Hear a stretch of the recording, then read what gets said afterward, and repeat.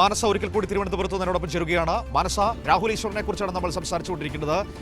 ഒരു ഒരു ഒരു ഒരു ന്യൂയിസൻസ് രീതിയിലേക്ക് മാറുന്നതാണ് രാഹുൽ ഈശ്വറിനെ നമ്മൾ കഴിഞ്ഞ ദിവസങ്ങളിലൊക്കെ കണ്ടുകൊണ്ടിരിക്കുന്നത്. കാരണം കേരളത്തിൻ്റെ പൊതുസമൂഹം ഒന്നടങ്കം രാഹുൽ മാങ്കൂട്ടത്തിൽ ചെയ്ത ക്രൂരതകൾ കണ്ട് ഞെട്ടി നിൽക്കുമ്പോൾ അയാളെ പിന്തുണയ്ക്കുകയും അതിജീവിതയെ കേട്ടാൽ അടയ്ക്കുന്ന ഭാഷയിൽ ഏറ്റവും മോശം രീതിയിൽ സമീപിക്കുകയും ചെയ്ത ഒരു വ്യക്തി കൂടിയാണ് രാഹുൽ ഈശ്വർ. അയാളെ അറസ്റ്റ് ചെയ്തിരിക്കുന്നു, ജാമ്യമില്ലാ വകുപ്പുകൾ ചുമത്തിയിരിക്കുന്നു.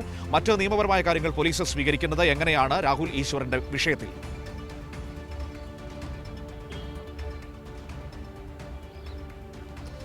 തീർച്ചയായും അത് തന്നെയാണ് മനു. അതിജീവിതയെ അധിക്ഷേപിക്കുന്ന രീതിയിലുള്ള കാര്യങ്ങൾ, അതായത് ചാനൽ ചർച്ചയിൽ ഉൾപ്പെടെ വന്നിരുന്ന അതിജീവിതയെ വളരെയധികം മോശം പദപ്രയോഗങ്ങൾ ഉപയോഗിച്ച് ചിത്രീകരിക്കുന്ന ഒരു പ്രവണത രാഹുൽ ഈശ്വറിൻ്റെ ഭാഗത്ത് നിന്ന് ഉണ്ടായിട്ടുണ്ടായിരുന്നു. രാഹുൽ ഈശ്വർ മാത്രമല്ല, ഇത്തരത്തിൽ സൈബർ അധിക്ഷേപം നടത്തിയ 6 പേർക്കെതിരെയാണ് കേസ് എടുത്തിരിക്കുന്നത്. അതിൽ 5ാമത്തെ പ്രതി മാത്രമാണ് രാഹുൽ ഈശ്വർ എന്ന് പറയുന്നത്. കഴിഞ്ഞ ദിവസമാണ് രാഹുൽ ഈശ്വറിനെ അദ്ദേഹത്തിൻ്റെ പൗടിക്കോണത്തെ വീട്ടിലെത്തി പോലീസ് കസ്റ്റഡിയിലെടുക്കുന്ന സ്ഥിതി ഉണ്ടായത്.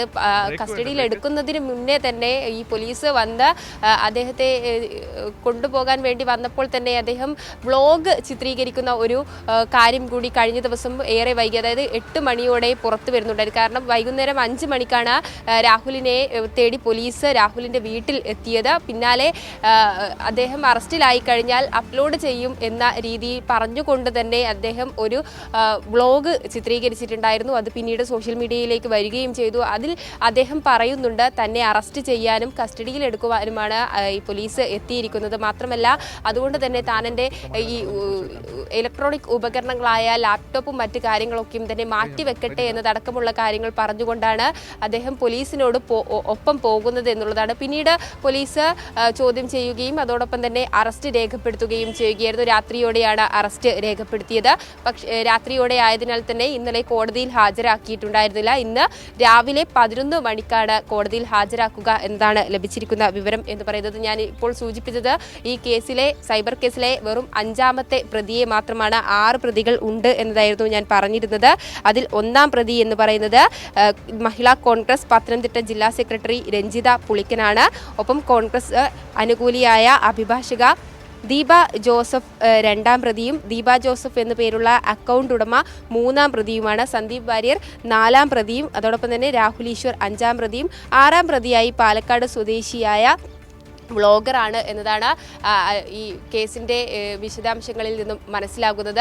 അതിൽ സന്ദീപ് വാര്യർ ഈ യുവതിയുടെയും യുവതിയുടെ ഭർത്താവുമായുള്ള കല്യാണ റിസപ്ഷനിൽ പങ്കെടുത്ത ഫോട്ടോ പങ്കുവച്ചിരുന്നു. അത് പിന്നീട് സോഷ്യൽ മീഡിയയിൽ പ്രചരിപ്പിക്കുകയായിരുന്നു എന്നതാണ് അദ്ദേഹത്തിൻ്റെ ഭാഗത്തു നിന്നുണ്ടായ തെറ്റ് എന്ന് പറയുന്നത്.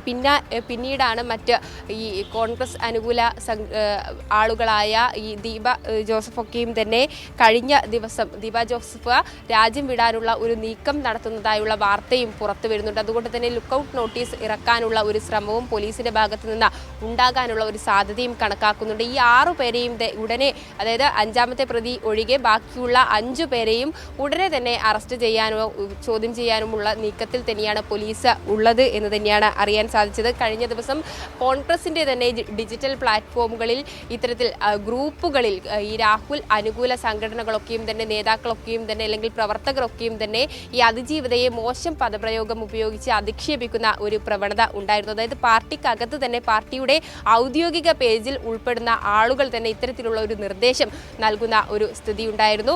ആ കാര്യങ്ങളൊക്കെയും തന്നെ പുറത്തു വന്നതാണ്. അതായത് കഴിഞ്ഞ ദിവസം മെനഞ്ഞാന്ന് രാത്രിയോടെയാണ് അത്തരത്തിലുള്ള സ്ക്രീൻഷോട്ടുകളൊക്കെയും തന്നെ ഗ്രൂപ്പ് അഡ്മിൻമാർ ഇത്തരം നിർദ്ദേശം നൽകുന്നതടക്കമുള്ള ഈ സ്ക്രീൻഷോട്ടുകളൊക്കെയും തന്നെ പുറത്തു വന്നത്. അതായത് പാർട്ടിക്കകത്ത് തന്നെ രാഹുലിനെ പിന്താങ്ങിക്കൊണ്ട് ഒരു കൂട്ടം ആളുകൾ എത്തുന്നു. അതോടൊപ്പം തന്നെ മറ്റ് ഇടങ്ങളിൽ മോശം പദപ്രയോഗം ഉപയോഗിച്ച് അതിജീവിതയെ അധിക്ഷേപിക്കുന്ന ഒരു രീതി ഉണ്ടാകുന്നു. ഇതിനെതിരെയാണ് അതിജീവിത പരാതി കൊടുത്തത്. പരാതിയിൽ പെട്ടെന്ന് തന്നെ പോലീസ് നടപടി സ്വീകരിക്കുന്ന ഒരു രീതി തന്നെയാണ് ഉണ്ടായിട്ടുള്ളത്. ഇത്തരത്തിൽ ആ പെൺകുട്ടികളുടെ ഇവരുടെ സമീപനം എന്ന് പറയുന്നത് നമുക്ക് എല്ലാവർക്കും അറിയാവുന്നതാണ്.